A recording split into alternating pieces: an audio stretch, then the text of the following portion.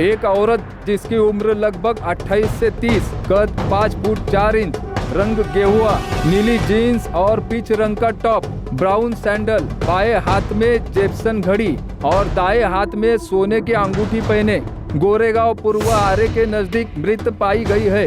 इस औरत के बारे में अगर किसी के पास कोई भी जानकारी हो तो फौरन वीएस पुलिस स्टेशन को इन नंबर्स पर संपर्क करें। अगले 24 घंटों के अंदर वीएस पुलिस ने आरे में मिली अज्ञात औरत की लाश की खबर मुंबई के सभी पुलिस स्टेशन में भेजी, इस उम्मीद में कि कहीं तो इससे मिलती जुलती कोई मिसिंग कंप्लेंट दर्ज हुई हो जिससे वो इस अज्ञात औरत की पहचान कर पाए। औरत को गायब हुए 2 दिन से ज्यादा हो गए, लेकिन कोई रिपोर्ट नहीं लिखवाएगी।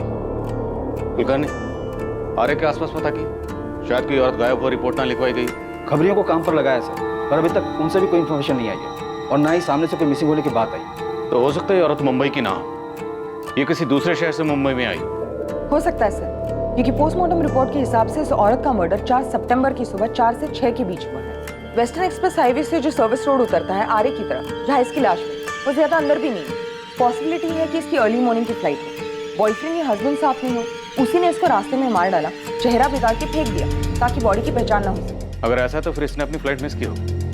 एयरपोर्ट अथॉरिटी के रिकॉर्ड्स में इसका नाम जरूर होगा, वहां से पता करो। पैसेंजर का नाम क्या है? नाम नहीं पता, अब तक उसकी पहचान नहीं हुई। हमें पक्का पता नहीं है कि उसकी फ्लाइट मिस हुई, लेकिन अगर आपके रिकॉर्ड में कोई ऐसी औरत है जिसकी उम्र 28 से 30 साल है और उसने अपनी फ्लाइट मिस की, तो हमारे पास एक लीड हो सकती है। वीगन 19, ये जीन्स का ब्रांड हमने लास्ट ईयर 2018 फरवरी में लॉन्च किया था। जीन्स के लेवल पे जो मार्किंग है, शायद उससे पता चल जाए कि जीन्स किसने खरीदी थी। इम्पॉसिबल तो नहीं कहूँगी, पर ये जीन्स एग्जैक्टली किसने खरीदी है ये पता लगाना थोड़ा कॉम्प्लिकेटेड होगा, क्योंकि हम ऑल ओवर कंट्री में अलग अलग जगह पे सेल करते हैं ये जीन्स का। जेप्सन वॉच हमारी जुबली सीरीज की प्राइम कलेक्शन, और घड़ी का जो मॉडल आपने भेजा है वो जुबली प्राइम लेडीज वॉच है। मिस्टर शेखर, हमें एक डेड बॉडी मिली है जिसके हाथ में ये घड़ी थी। अभी तक उस औरत की पहचान नहीं हो पाई। आप इस घड़ी की सेल डिटेल्स दे सकते हैं, कब किसने खरीदी? पर बिना नाम के मैं कैसे पता कर सकती हूँ कि उस दिन किस लेडी की फ्लाइट मिस हुई है? आपके पास ऐसी कोई तो लिस्ट होगी जिसमें उन पैसेंजर्स की डिटेल्स होगी जिन्होंने अपनी फ्लाइट मिस की है। सुबह 6 बजे से रात के 9 बजे तक 40 डोमेस्टिक और 25 इंटरनेशनल फ्लाइट्स अलग अलग टर्मिनल से हैं।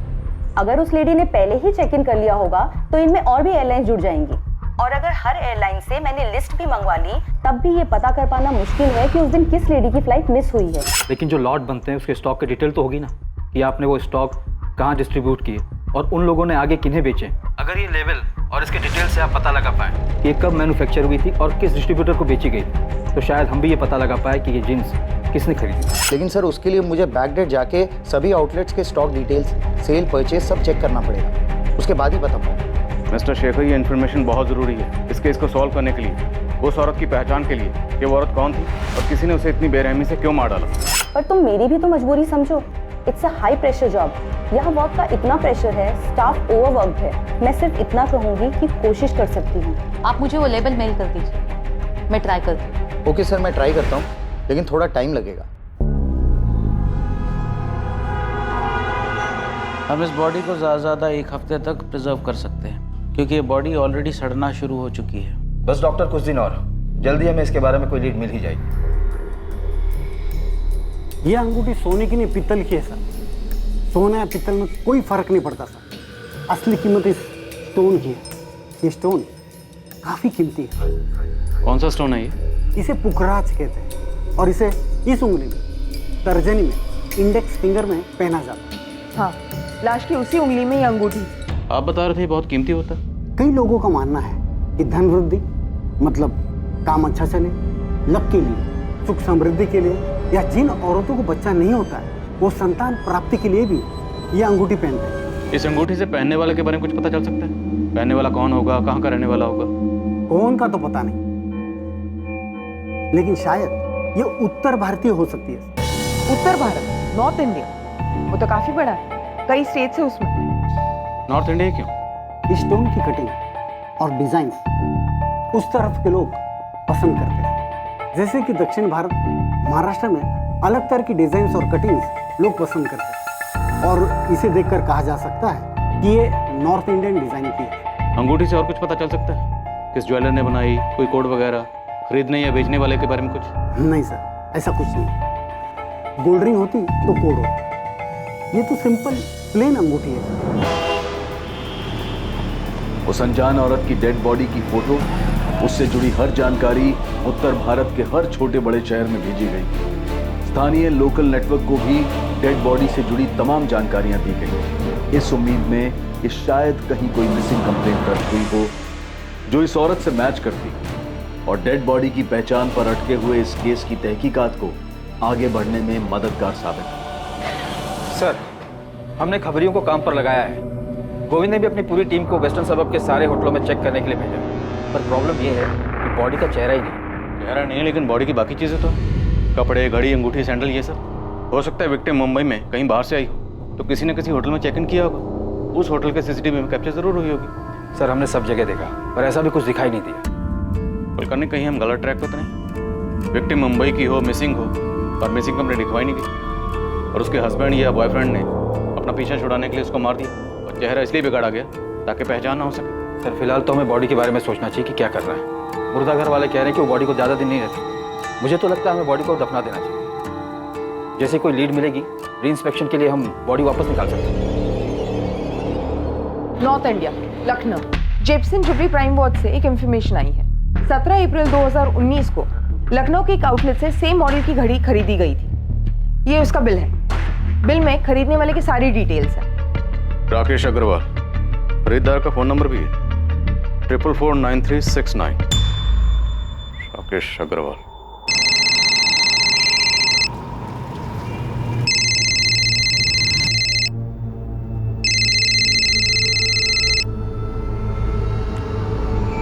हेलो, राकेश अग्रवाल जी बोल रहा हूँ।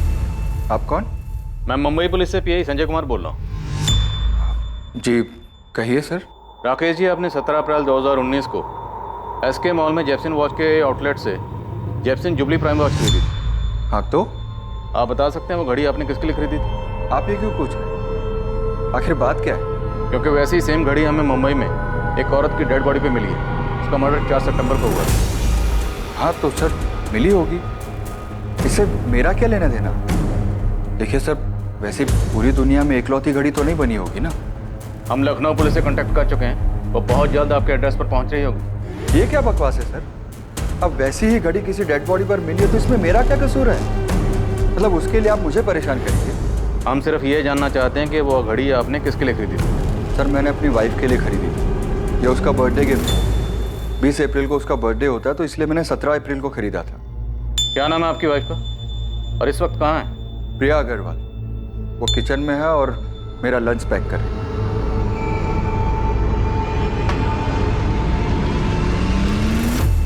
मैं आपको अभी वीडियो कॉल कर रहा हूँ, आप उनके पास ही रहिएगा। आप ये सब क्यों कर रहे हैं? सिर्फ इसीलिए क्योंकि मैंने वो घड़ी अपनी वाइफ को गिफ्ट की थी। हम सिर्फ ये देखना चाहते हैं कि वो घड़ी आज भी आपके पास ही है। सर ये मेरी वाइफ प्रिया अग्रवाल। प्रिया जी, क्या मैं वो घड़ी देख सकता हूँ जो आपके हस्बैंड ने आपको बर्थडे पे गिफ्ट की थी?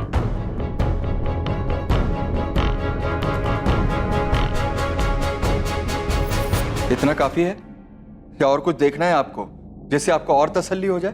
पैन कार्ड, आधार कार्ड, राशन कार्ड या और कुछ? सर, लखनऊ पुलिस ने कंफर्म किया है कि वो औरत राकेश अग्रवाल की पत्नी प्रिया अग्रवाल ही है। उन्होंने पड़ोसियों से भी पूछताछ की और डॉक्यूमेंट्स वगैरह भी चेक किए। सर आपने मुझे जो कोड दिया था उसके मुताबिक हमारे रिकॉर्ड्स में ये घड़ी राकेश अग्रवाल ने ही खरीदी थी लखनऊ में। फिर भी आपको लगता है कोई गलती हो गई है, तो मैं फिर से चेक करता हूँ। लेकिन मिस्टर शेखर, मैंने आपको घड़ी का बैच नंबर, बाकी सारी डिटेल्स भेजी हैं, ऐसा कैसे हो सकता है? हो सकता है मैन्युफैक्चरिंग में कोडिंग के समय सीरियल नंबर में कुछ मिक्सअप हो गया हो। आप मुझे थोड़ा समय दीजिए, मैं फिर से चेक करता हूँ। रीगन 19 जींस की कंपनी की तरफ से अभी तक कोई जवाब नहीं आया। पूछने पर यही कह रहे हैं कि कोशिश कर रहे हैं। सर, एयरलाइन से भी पता चल पाना मुश्किल है। हम हर रोज कॉल कर रहे हैं, लेकिन उन पे भी काम का प्रेशर है। ऐसा कैसे हो सकता है? एक औरत गायब है, लेकिन उसका पता लगाने वाला कोई भी नहीं। क्या उसकी फैमिली, रिश्तेदार, दोस्त कोई भी नहीं जो ये पता लगाना चाहे कि औरत कहाँ चली गई? शीला, राधिका का फोन अभी भी स्विच ऑफ आ रहा है। पुलिस क्या कह रही है? वो तो कह रही ढूंढ रही है, पर राधिका अचानक ऐसे कहाँ चली गई?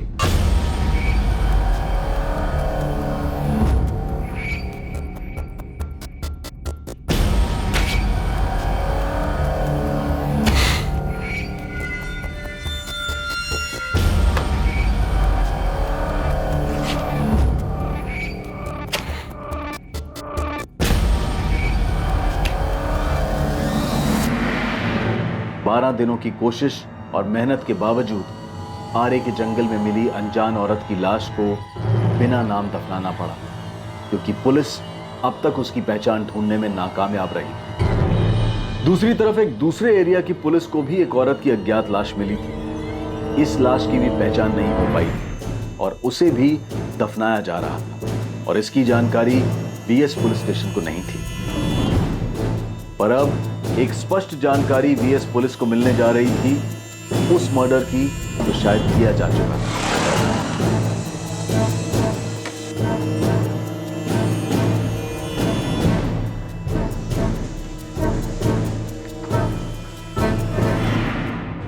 आसिफ मोहम्मद नाम है साहब उसका, मलाड वेस्ट में रहता है। उसको उठाइए, आपको सब कुछ मालूम पड़ जाएगा।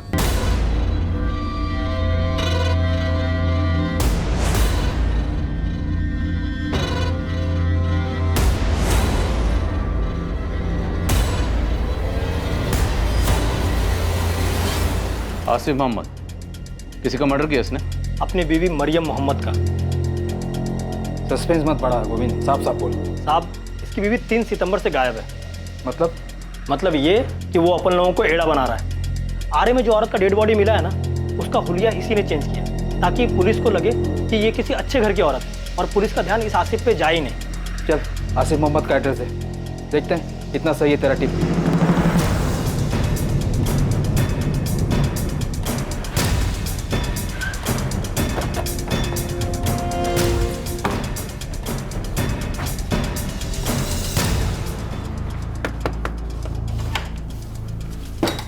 आसिफ मोहम्मद।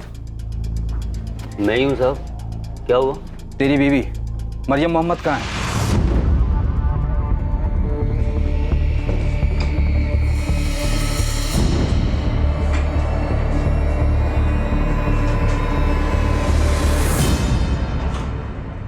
मैंने मरियम को मारा? अपनी बीवी को? क्या बात कर रहे हो साहब? मारा नहीं तो गई कहाँ? पूरा घर छान मारा। तुमने अपने घर से उसकी एक एक चीज गायब कर दी। साहब, आपको किसने बोला ये मरियम है? अच्छा, चल तो बताइए कौन है? अब ये कौन है साहब तो पता नहीं, लेकिन मरियम से मेरी रोज बात होती है। अगर मैं सुबह बात नहीं कर पाता हूँ तो रात को अक्सर जरूर बात हो जाती है। आपको अगर यकीन नहीं हो तो मैं आपकी अभी उससे बात करवा देता हूँ। अच्छा, बात करो। क्या साहब, आपको किसी ने कुछ भी बोला और आप भी ना। लो साहब, घंटी जा रही है, आप खुद ही बात कर लो, आपको यकीन। सलाम वालेकुम, कैसे हैं आप? आप कौन बोल रही हैं? पहले आप बताइए, आप कौन बोल रहे हैं? ये तो मेरे शौहर आसिफ का नंबर है। आपके पास कैसे आया? मैं मुंबई पुलिस से इंस्पेक्टर संजय शर्मा बोल रहा हूँ। इंस्पेक्टर? लेकिन ये तो मेरे शौहर आसिफ का नंबर है। वो ठीक तो है ना? मेरी बात कराइए उनसे। बात करवाएंगे, लेकिन पहले आप ये बताइए कि आपके शौहर का पूरा नाम क्या है? आसिफ मोहम्मद। आखिर बात क्या है बताइए मुझे, और इस तरह डराइए मत। और आपका पूरा नाम क्या है? मरियम मोहम्मद। अल्लाह के वास्ते मेरी उनसे बात कराइए, बड़ी मेहरबानी होगी। सर, हमें आसिफ के घर से किसी भी औरत का कोई सामान नहीं मिला। मैंने उसके घर के आसपास पूछा, लेकिन सबका यही कहना है कि उसको कभी किसी औरत के साथ नहीं देखा उन्होंने। मरियम मोहम्मद? जी हाँ, आसिफ मोहम्मद की पत्नी। पत्नी? पर मैडम, वो तो यहाँ पे अकेले ही रहता है, उसके साथ कभी कोई औरत को देखा ही नहीं है। उसकी पत्नी तो जोधपुर में रहती है, उसने एक बार बताया था। सर, लगता है इस बार भी घड़ी वाले राकेश अग्रवाल की टिप की तरह ही रॉन्ग नंबर लगा। लगता है गोविंद का दिमाग खराब हो गया, ब्लाइंड मर्डर में ब्लाइंड टिप दे। खामखा आपने मेरी बीवी को डरा दिया साहब। और आपको किस बेवकूफ ने बोला कि मैंने अपनी बीवी का मर्डर किया? काम क्या करता था? दिहाड़ी मजदूर हूँ, कारपेंटरी करके जैसे तैसे 2 पैसे कमाता हूँ साहब, और उन 2 पैसे में से बचाकर अपने घर भेजता हूँ ताकि मेरी बीवी हमारे बेटे इखलाक को अच्छी तालीम दे सके, अच्छा खाना खिला सके। अरे गोविंद, ये क्या मजाक लगा रखा? हमारे सामने आने से पहले एक बार ठीक से पता तो कर लेता। आपको मेरे से ज्यादा वो आसिफ की बात पे भरोसा है? मैं बोल रहा साहब, मर्डर वही किया है। यदि खबर गलत निकली ना तो नेटवर्क छोड़ के आउट होने को तैयार है मैं। अरे गोविंद, उसकी बीवी मरियम तो जोधपुर में है, हमने बात की उससे। वो अपन लोगों को फिर से घुमा रहा है साहब। उसका इधर एक औरत के साथ सेटिंग है। अपना पंटर लोग उस औरत का एड्रेस ढूंढ लेंगे। नाम और एरिया मालूम है मेरे को, प्रीति नाम है साहब, धंधा करती है उधर मीरा रोड में, किधर तो रहती है साहब। मैं पक्का बोलता है, आप बोलो तो मैं स्टाम्प पेपर पे लिख के देने को तैयार है कि जिस लेडीज का डेड बॉडी आप लोगों को मिला है ना, वो मरियम मोहम्मद ही है साहब। राजेश सर, मैं अभी आपको एड्रेस मैसेज करती हूँ। जोधपुर घंटा घर के आसपास ही कहीं मरियम मोहम्मद का घर है। घर पे जो औरत आपको मिलेगी, हमें उसकी पूरी डिटेल्स चाहिए। सारे document, Aadhaar card, voter card, PAN card, जिससे ये प्रूव हो सके कि वही मरियम मोहम्मद है। ठीक है निर्मला, आप फौरन उसका एड्रेस भेजो, इससे पहले कि वो भागने की कोशिश करे। मैं एक टीम लेकर उसके घर पहुंचता हूँ। आपको जो करना है करो, जो देखना है देखो, लेकिन मुझे बताओ तो सही, आपको कौन गुमराह कर रहा है कि मैंने अपनी बीवी को मारा है? ये गोविंद को क्या हो गया? नशा वशा करने लगा है क्या? वो तो अब भी यही कह रहा है सर कि आसिफ ने अपनी बीवी को मारा और उसकी लाश को ठिकाने लगा दिया। वो तो ये भी कह रहा है कि उसकी एक गर्लफ्रेंड है, प्रीति नाम है उसका, धंधा करती है, और उसी के लिए उसने अपनी वाइफ मरियम को मारा है। ये आसिफ अपनी बीवी मरियम का कत्ल यहाँ करता है मुंबई में, फिर दूसरी मरियम जोधपुर में पैदा कर देता है। करने ये आसिफ इतना शातिर है।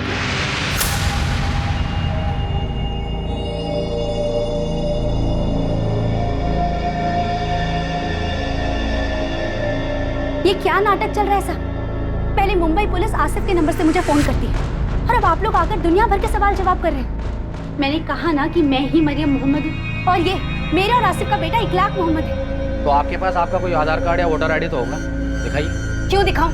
मैंने कहा ना कि मैं मरियम मोहम्मद। देखिए मैडम, आपके पति पर अपनी पत्नी के मर्डर का इल्जाम और वो इस वक्त मुंबई पुलिस की हिरासत में। अरे लेकिन मैं हूँ उनकी बीवी और मैं जिंदा हूँ। आपको 10 बार बोल चुकी हूँ, लेकिन फिर भी आप लोग बेवजह परेशान कर रहे हैं। रुकिए, अभी लेकर आते हैं। ये लीजिए। इतना काफी है कि और सबूत चाहिए आपको? हमारे निकाह को 7 साल हो गए और 5 साल का हमारा बेटा है और हम कहीं बाहर से नहीं आए, यही जोधपुर से हैं। चाहिए तो मोहल्ले वालों को जाके पूछ सकते हैं। और हाँ, 4 घर छोड़ के आसिफ के अम्मी और अब्बू रहते हैं। सुबह से परेशान कर दिया आप लोगों ने हमें।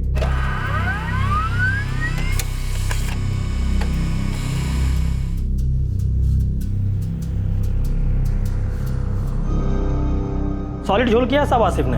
अबे कोई झोल नहीं है, जोधपुर की पुलिस मिली है उसकी बीवी से, सारे सबूत मिले कि वो मरियम ही है। यहाँ तक कि उसके माँ बाप से भी बात की उन्होंने। हो ही नहीं सकता साहब, मैं 100% बोलता है झोल किया बोल के। अब मालूम नहीं उसने ये मरियम कब पैदा किया। मैडम, आप आसिफ के घर के आजू बाजू से पूछा क्या? हाँ, सबका यही कहना है कि कभी किसी ने उसको किसी औरत के साथ नहीं देखा। कैसे देखेंगे मैडम, मलाड में तो ये 5 सितंबर से रहने आया है, ये उसका दूसरा घर है। दल्ला है साहब आसिफ, पूरा धंधा काशी मीरा चलाता है। ये उसके मीरा रोड के घर का एड्रेस, जहाँ किसी ने भी इसे 4 सितंबर से नहीं देखा है। यहाँ अपनी बीवी के साथ रहता है। 2-4 और लेडीज लोग भी है जिसको धंधे पे लगाया है। उसी में से प्रीति नाम की एक लड़की है जो उसकी एकदम खास है, और उसी के चक्कर में उसने मरियम का मर्डर किया। ये प्रीति भी उधर काशी मीरा में ही रहती है। ये उसके घर का एड्रेस, और ये पूरा खबर अपना उस्मान लेकर आया। तब उस्मान ने प्रीति पे नजर रखा हुआ था। मैं क्या बोलता साहब, आप लोग इस प्रीति को उठाइए और साथ में ना आसिफ के दोस्त राशिद को भी। ड्राइवर है, टैक्सी चलाता है, उसी की गाड़ी में ये लोग बॉडी को ठिकाने लगाने लेके गए थे।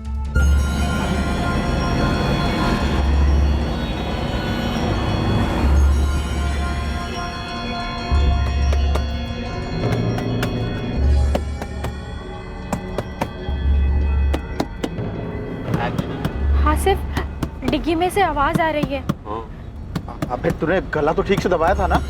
हाँ यार, जब मैंने उसका गला दबाया था ना, पूरी सांस रुक गई थी उसकी। अब क्या करेंगे?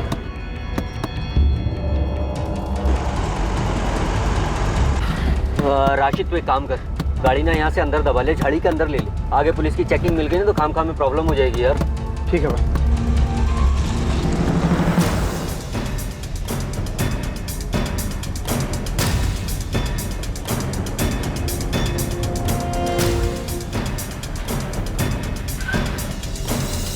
साहब,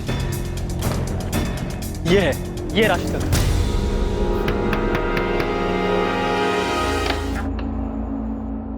राशिद खान, चल। मैडम छोड़िए, मैडम कहाँ लेके जा रही है मेरे को? आसिफ मोहम्मद से मिल पानी, इंतजार करें। अरे साहब मुझे कहाँ लेके जा रहे हो? साहब मेरी बात टैक्सी टो करवा के पुलिस स्टेशन चल। साहब मेरी बात तो सुनो, साहब मेरे किए क्या? हाँ साहब, यही आसिफ मोहम्मद का घर था, यही रहता था वो। और साहब सबको मालूम है वो क्या काम करता था। सिर्फ वही नहीं, उसकी बीवी भी इस धंधे में उसके साथ थी। बहुत नकचड़ी औरत थी साहब, एक बार हमारी जिग भी हो गई थी उसके साथ। ये क्या बकवास कर रहे हो तुम लोग? हाँ, मैंने कभी तुम लोगों को धंधा करने के लिए बोला है? नहीं ना। ये शरीफों की रहने की जगह है। तू ना अपने गंदे धंधे अपने पति के साथ कहीं और जाके कर। पूरे मोहल्ले को गंदा कर रखा है तूने और तेरे पति ने। मुझे तो यहाँ कोई दिक्कत नहीं है, दिक्कत तो तुम लोगों को है, और बहुत ज्यादा गंदगी भी लगती है तो तुम लोग जाओ, मैं क्यों जाऊँ? मैं तुम्हारे यहाँ झांकने के लिए आती हूँ? नहीं ना। ये उसकी बीवी है, मरियम मोहम्मद। नहीं तो, ये उसकी बीवी नहीं है। नाम मरियम था कि क्या था क्या मालूम, ये तो झूठ भी बोल सकती है। यहाँ तो सब लोग उसको सबीना बुलाते थे। निकलो यहाँ से फुड़ा। ये तो देख, ये औरत है ये।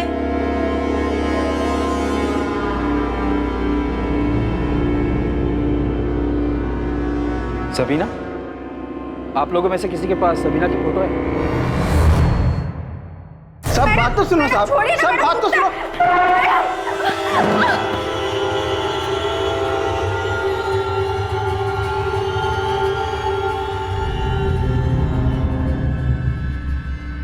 सबीना, काशी मीरा में यही नाम रखा था ना मरियम का। अब 2 मिनट में मुझे पूरा सच बाहर चाहिए, वरना तीनों को यहीं गाड़ दूं। इसी को मारकर फेंका था ना आरे के जंगलों में। यही है ना तेरी बीवी? इसलिए मरियम मोहम्मद।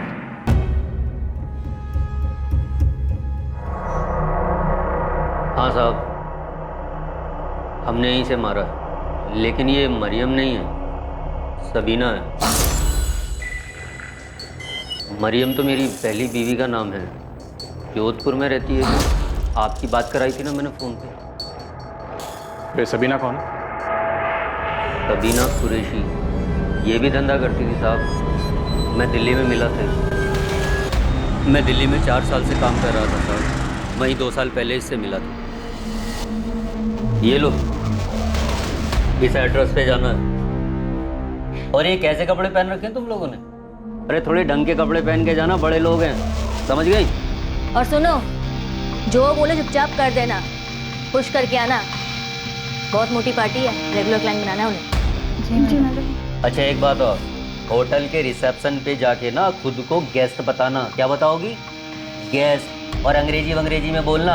चलो जाओ, घबराओ मत जाओ। अरे सबीना जी जरा गौर तो फरमाइए। ये ले तेरा हिस्सा। मैं और सबीना मिलके काम करते थे। सबीना लड़कियां ढूंढ कर लाती थी, ऐसी लड़कियां जिन्हें धंधा करने में कोई एतराज़ नहीं होता था। मैं ऐसे ही अनजान लोगों को दोस्ती के मैसेज भेजता था, जिसमें घुमा फिरा के धंधे की बात लिखता था। उसमें से कोई जवाब देता तो उसे हाई क्लास लड़की देने का ऑफर देता था। बिल्कुल साहब, बिल्कुल, आप फिक्र मत करो साहब। अरे नहीं साहब, टेंशन लेने की ज़रूरत नहीं है। आप जहाँ कहोगे लड़की पहुँच जाएगी, किसी को पता नहीं चलेगा। आप फिक्र मत करो। अरे मैं हूँ ना, देख लेना साहब, आप खुद ही बोलोगे यार आसिफ तूने दिल खुश कर दिया। सब सही चल रहा था साहब, पर फिर एक दिन हमारी एक लड़की पुलिस की रेड में पकड़ी गई और फिर पुलिस ने मुझे और सबीना दोनों को गिरफ्तार कर लिया। हम दोनों जमानत पर बाहर तो आ गए, पर पुलिस रिकॉर्ड में आने के बाद वहाँ काम करना मुश्किल हो रहा था साहब। जैसे ही धंधा शुरू करते पुलिस उठा लेती। खर्चा पानी देने में तेल निकल गया हम लोगों का। बस मैंने और सबीना ने तय किया कि हम दिल्ली ही छोड़ देंगे और 1 साल पहले हम लोग मुंबई आ गए। यहाँ आके हमने काशी मीरा में अपना धंधा जमा लिया।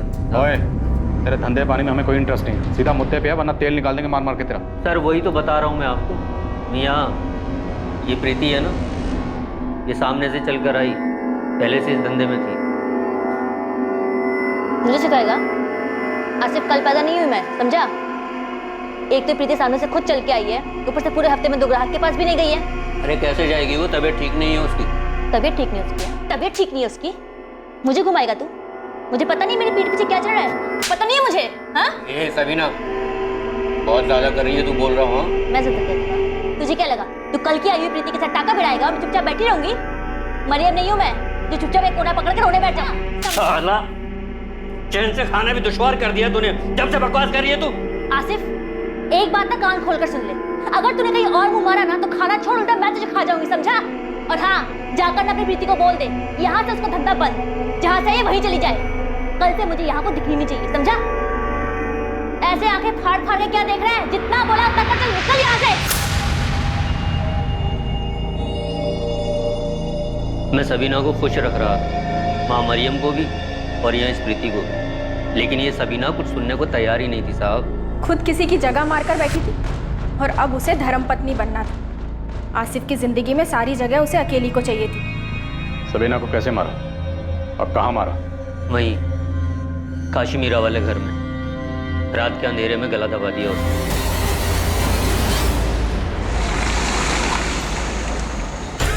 राशिद और प्रीति को सब प्लान पता था। ये दोनों राशिद की टैक्सी लेकर रात को मेरे घर आए और हम सबीना की बॉडी को ठिकाने लगाने निकले। उसकी सांस बंद हो चुकी थी तो मुझे लगा वो मर गई, पर वो मरी नहीं थी।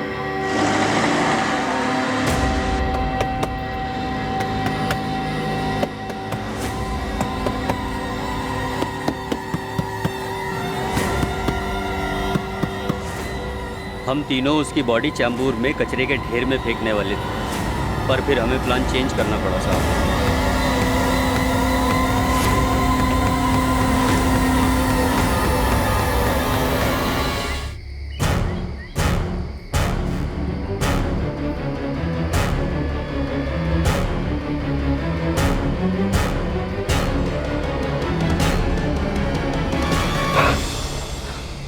आसिफ, इसका चेहरा बिगाड़ देते हैं, कोई पहचान नहीं पाएगा। वैसे भी इसके आगे पीछे कोई नहीं था, किसी को भी नहीं पता चलेगा कौन थी। साली को जाने दो बिना पहचान के।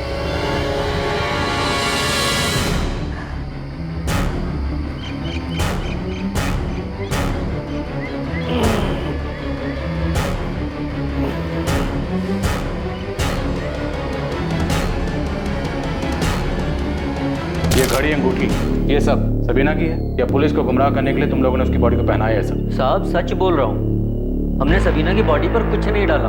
मतलब ये घड़ी और अंगूठी सबीना की है? नहीं साहब। तो ये सब बॉडी पे कहाँ से आए? ये कपड़े, ये जीन्स टॉप सबीना के हैं ना? नहीं, ये कपड़े उसके नहीं है। मतलब पहले तुम लोगों ने सबीना का कत्ल किया, उसके बाद उसकी बॉडी को ये सब पहना है? साहब हमने ना कोई कपड़े बदले हैं, ना कोई अंगूठी पहनाई है, ना हमने कोई जींस पहनाई है। हमने बस पत्थर उठाया और उसका चेहरा बिगाड़ा है ताकि कोई उसकी लाश को पहचान ना सके साहब। राशिद, प्रीति, आसिफ, तुम लोग दिमाग खराब मत। ध्यान से देख, इसकी बॉडी पे ये सबीना की बॉडी है, इसकी बॉडी पे ये नहीं साहब, ये सबीना की लाश नहीं है। ये मत सोचना कि बॉडी के कपड़े बदल दिए तो तुम दोनों मर्डर के चार्ज से बच जाओगे। सबीना का कोई रिश्तेदार है? पता नहीं, 2 साल पहले दिल्ली में मिली थी, तब तो बोल रही थी कि मेरा दुनिया में कोई नहीं है साहब। ओए, ज्यादा नाटक मत कर, ये बॉडी सबीना की है ना? जब मैंने आपको बता दिया कि मैंने इसे मारा है तो भला मैं अब क्यों झूठ बोलूंगा कि ये लाश सबीना की नहीं है? आसिफ सच बोल रहा है साहब, सबीना ने लाल सलवार और हरा कुर्ता पहना था और हमने तो उसके बॉडी से अंगूठी, चेन सब कुछ निकाल लिया था। ऐसा कुछ भी नहीं छोड़ा जिससे उसकी पहचान हो सकती थी। साहब, ये आसिफ एक नंबर का झोलर आदमी है। यहाँ एक औरत को अपनी बीवी बताता है और पकड़ा जाता है तो पता चलता है बीवी तो जोधपुर में है। बहुत चालाक आदमी है सभी। उसे अच्छी तरह से पता है कि अगर उसने कबूल नहीं किया तो हमें ये साबित करने में मुश्किल होगा कि ये सबीना की बॉडी है, इसलिए उसने सारी प्लानिंग पहले से की थी। सबीना के बॉडी के कपड़े, जूते, ज्वेलरी सब कुछ बदल दिया गया ताकि अगर कभी पकड़े भी गए और जुर्म कबूल भी करना पड़ा तो बॉडी पहचानने से मना कर दे।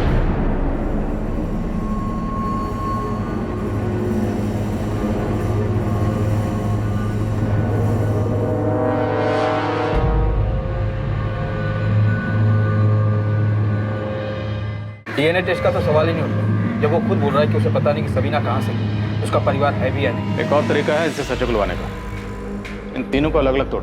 निर्मला, तुम प्रीति को देखो, मैं और कुलकर्णी राशिद और आसिफ को संभालते। एक टीम आसिफ और राशिद को लेकर उस स्पॉट के लिए निकली जहां उन्होंने सबीना की लाश को फेंका था। दूसरी टीम क्राइम स्पॉट का पता लगाने के लिए प्रीति को लेकर अलग से निकली।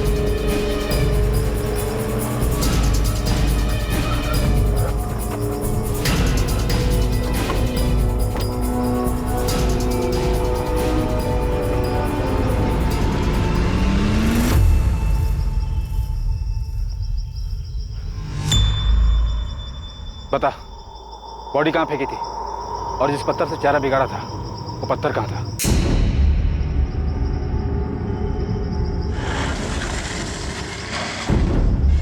तुमने बॉडी यही फेंकी थी? हाँ मैडम, वो जो पेड़ है ना वो साइड में, पत्थर उसी के पास पड़ा था।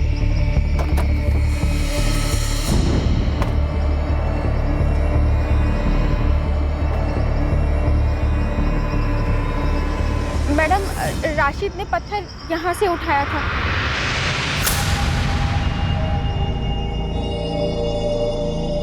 और सबीना की लाश यहाँ पड़ी। पक्का तुमने बॉडी यही फेंकी थी? हाँ मैडम। बता जल्दी कहाँ फेंकी थी? साहब, हमने सबीना की लाश को यहाँ नहीं फेंका था साहब। यहाँ नहीं फेंका था तो कहाँ फेंका था? साहब ये जगह तो गोरेगांव हाईवे से 2 मिनट की दूरी पर है। हम लोग तो आरे के उस पार पवई तक निकल गए थे और वहाँ सबीना को होश आ गया था तो हम लोगों ने गाड़ी अंदर की तरफ ले ली थी। सर मुझे लगता है ये लोग सच बोल रहे हैं, क्योंकि प्रीति हमें जिस जगह लाई है ये भी आरे का एक हिस्सा है, लेकिन ये उसका दूसरा छोर है, पवई साइड की तरफ। ओके निर्मला, तुम वहीं रुको, हम लोग भी यहाँ से निकल रहे हैं। आसिफ और राशिद भी यही कह रहे हैं कि उन्होंने सबीना की बॉडी यहाँ नहीं फेंकी थी। चलो जहाँ बोल रहे हो वहाँ चलो, देखते हैं क्या बताते हो तुम लोग। कहाँ फेंकी थी बॉडी तुम लोगों ने?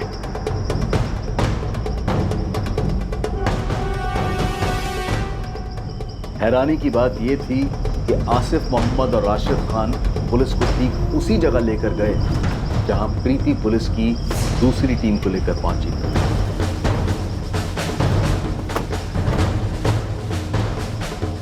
भाई साहब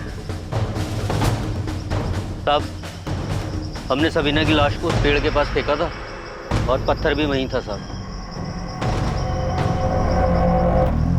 सर प्रीति ने भी बिल्कुल यही कहा था कि लाश यही फेंकी थी और पत्थर भी यही था। ये एरिया तो हमारे अंडर में आता भी नहीं, ये तो सीआर मार्ग पुलिस स्टेशन के अंडर में आता है। और दूसरी तरफ आसिफ कह रहा है कि उसने अपनी बीवी सबीना को 3 सितंबर की रात को गला दबा कर मारा। हमें बॉडी 4 सितंबर को मिली और पोस्टमार्टम रिपोर्ट के हिसाब से मर्डर 4 सितंबर की सुबह 6 बजे के आसपास हुई। तो फिर इस हिसाब से जो बॉडी हमें मिली वो सबीना की नहीं हो सकती, फिर किसकी बॉडी है? हमें सीआर मार्ग पुलिस स्टेशन से पता करना चाहिए कि क्या 3 सितंबर की सुबह उन्हें यहाँ से कोई बॉडी मिली थी या नहीं। हाँ बिल्कुल ठीक कह रहे हैं। 3 सितंबर की सुबह उस जगह हमें एक औरत की बॉडी मिली थी जिसका चेहरा बहुत बुरी तरीके से कुचल दिया गया। 3 सितंबर की सुबह बॉडी मिली थी? हाँ पोस्टमार्टम की रिपोर्ट से भी यही पता चला। 2 सितंबर की रात को गला घोंटकर उसका मर्डर किया गया। आसिफ तुम कह रहे हो कि तुमने सबीना का मर्डर 3 सितंबर के रात को किया, सही है? मैडम तारीख तो याद नहीं है, लेकिन मर्डर मैंने रात को ही किया था। आपको जो बॉडी मिली थी उस औरत ने लाल सलवार और हरा कुर्ता पहना था। हाँ वही था, और अभी 4 दिन पहले ही हमने उसकी बॉडी को दफनाया, लेकिन अभी तक हमें उसकी कोई पहचान नहीं हो पाई। आपको इस केस के बारे में कोई लीड मिला है क्या? हाँ शायद।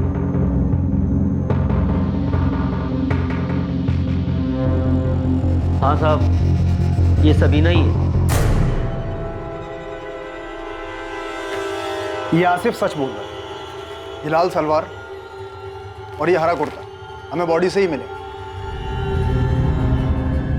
संजय जी आपने हमारा केस ही सॉल्व कर दिया। गोविंद तेरी टिप ने श्रीकांत का केस तो सॉल्व कर दिया, लेकिन हमारा केस अभी वहीं अटका हुआ। सवाल अभी यही है कि औरत कौन थी, उसे किसने मारा और क्यों मारा।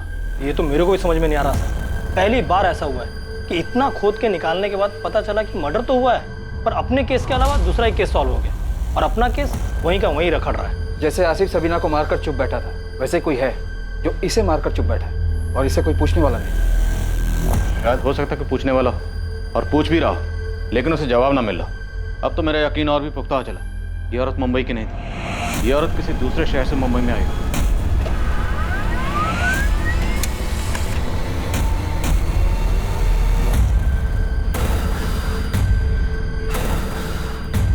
शीला, राधिका का फोन अभी भी स्विच ऑफ आ रहा है। पुलिस क्या कह रही है?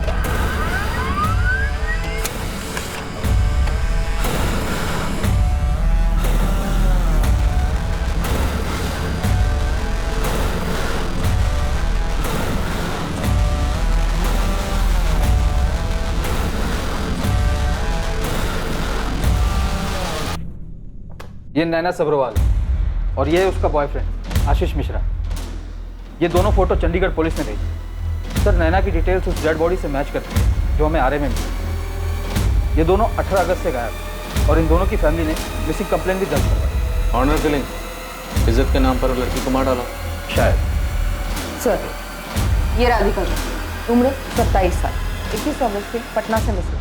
22 अगस्त को उसके पिता रमाकांत झा और माँ शीला झा ने मिसिंग कंप्लेंट लिखवाई थी पटना पुलिस में। इसके डिटेल्स भी बिल्कुल मैच करती है उस डेड बॉडी से जो हमें आरए में मिली। इसके पिता इसकी शादी करवाना चाहते थे, जिसकी वजह से राधिका का झगड़ा उसके पिता से हुआ और वो घर छोड़ के चली गई।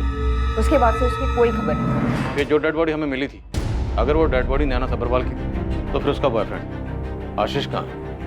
और अगर ये डेड बॉडी नैना की नहीं बल्कि राधिका झा की है तो एक सवाल ये है कि राधिका झा पटना से मुंबई कैसे है, किसके साथ है, इसे किसने मार डाला और क्यों मार डाला। और अगर ये डेड बॉडी इन दोनों में से किसी की नहीं है तो क्या हमें राधिका और नैना इन दोनों को भी ढूंढना चाहिए, जैसे हमने सबीना का पता लगा। जो भी हो, अब हम इस केस में इतना आगे आकर रुक तो नहीं सकते। अब हमें विक्टिम का पता लगाना ही होगा, फिर चाहे विक्टिम कोई भी हो। सर मुझे लगता है इस आसिफ को और तोड़ना है। जैसे 3 सितंबर की रात को जिसने सबीना को मार के फेंका था, शायद इन्हीं लोगों ने 4 सितंबर की सुबह किसी और को मार के फेंक दिया होगा।